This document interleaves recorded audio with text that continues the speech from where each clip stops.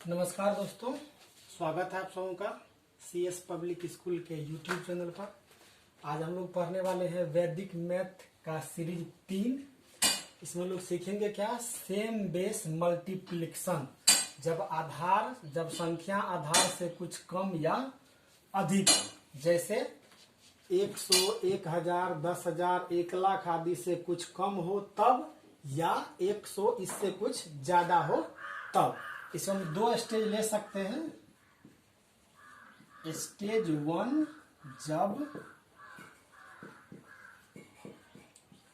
आधार के नजदीक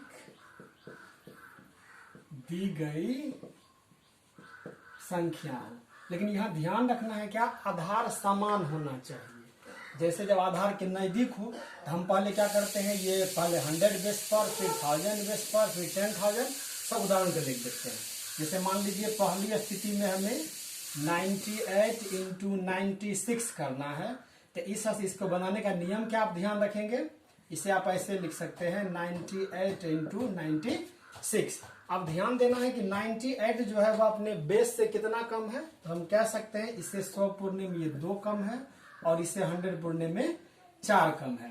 तो इस स्थिति में इस दोनों का गुना कीजिए, जो कंप्लीमेंट हुआ इसका, कह सकते इसका कंप्लीमेंट है, तो 4 दूनी 8। चूंकि यहाँ पर कंप्लीमेंट में 2 संख्याएं हैं, यह 100 बेस पर है, तो यहाँ पर भी 2 संख्याएं होनी चाहिए। ऐसा नहीं है तो इस स्थिति में हम क्या करेंगे, यहाँ पर एक शून्य खुद से ले लेंगे। अब क्या कीजिएगा आप, या तो इसको इससे घटा दीजिए, चूंकि यहाँ भी घटा करके ही हो रहा है। 96 से ये 4 कम है, ये 100 से 2 कम है, इसमें घटा दीजिए, तो 98 से 4 कितना हो गया, 94। ये आपका गुना हो चुका है, आप चेक कर सकते हैं। फिर उदाहरण के तौर पर हम लेते हैं, मान लीजिए 995 गुना 997। हम देख सकते हैं इसका 1000 बेस 1000 बेस पर है, तो इस स्थिति में हम क्या लिख सकते हैं, 995 या 1000 से कितना कम है, 5 कम है। 997 ये 1000 से कितना कम है, 3 कम है। गुना कीजिए, 5 तिया 15। तो हम देख सकते हैं कि ये 4 बेस पर संख्या है, तो इसके गुना में ये जो कंप्लीमेंट का गुना हुआ है, इसमें कम से कम 3 अंक होनी चाहिए। तो इस स्थिति में यहाँ पर हमें एक शून्य लेना पड़ेगा। अब फिर से वही काम कीजिए, 95 से 3 घटिए तो कितना हो जाएगा, 992। ये आपका गुना हो चुका है। कई स्थितियां ऐसे भी आती है, जबकि इस स्थिति में यहाँ पर एक बात ध्यान क्या रखना है कि इस कंप्लीमेंट को गुना करने के बाद, जैसे यहाँ पर देख रहे हैं कि कंप्लीमेंट ये इसका 96 या 98 या 97, इसके लिए बेस है 100। तो हम कह सकते हैं 100 बेस है तो 1 पर 2 शून्य है, तो इस स्थिति में इसमें इतना ही शेषफल आना चाहिए। यानी कहने का मतलब ये कि 98 के लिए बेस है 100, तो इस स्थिति में यह 2 शून्य है, तो यहाँ पर 2 अंकीय संख्या ये कंप्लीमेंट के गुणनखंड के बाद आनी चाहिए।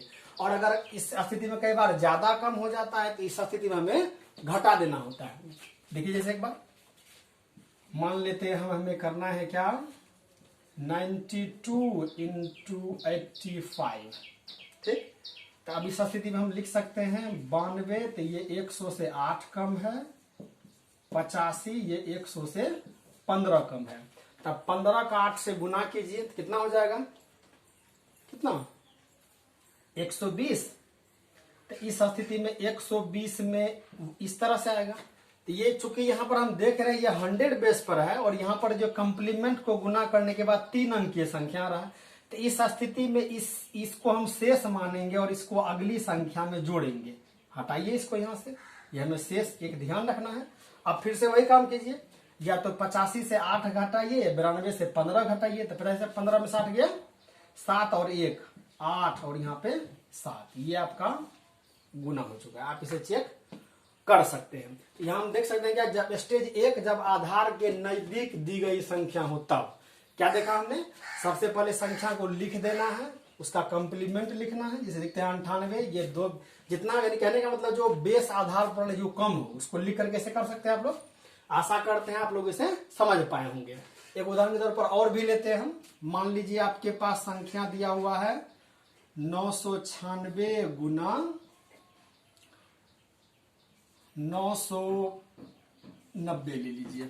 इस स्थिति में हम दिमाग लगा सकते हैं 996 1000 से 4 कम है, 990 ये 1000 से 10 कम है, 10 चौक 40।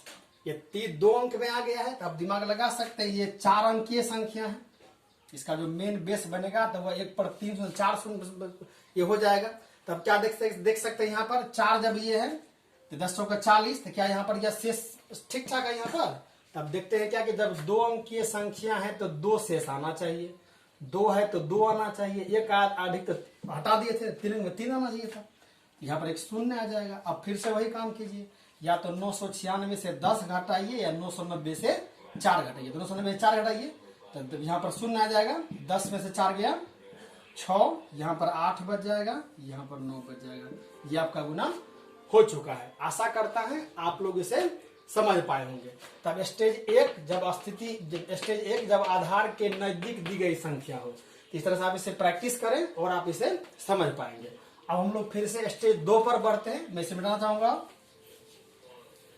आप इसे प्रैक्टिस करते रहेंगे, बिना प्रैक्टिस के आप इसे जल्दी से नहीं कर पाएंगे। और आप मेरा यकीन मानिए, अगर आप निरंतर मात्रा में प्रैक्टिस करते रहेंगे तो आपके लिए यह गुना नहीं जादू के समान हो जाएगा। ठीक है, इसीलिए आपको प्रत्येक दिन कम से कम 5-10 प्रैक्टिस करते रहना है। उसके बाद धीरे धीरे जब आप रियाज में आ जाइएगा तो आप इसे बहुत क्विक कर पाएंगे। अब स्टेज 2 में क्या लेते हैं, पहली स्थिति में क्या देखा था, जब 100 1000 आदि से कुछ कम हो। दूसरी स्थिति में क्या देखते हैं, जब इससे कुछ अधिक हो। स्टेज 2 जब संख्या आधार समान हो परंतु आधार से कुछ अधिक हो।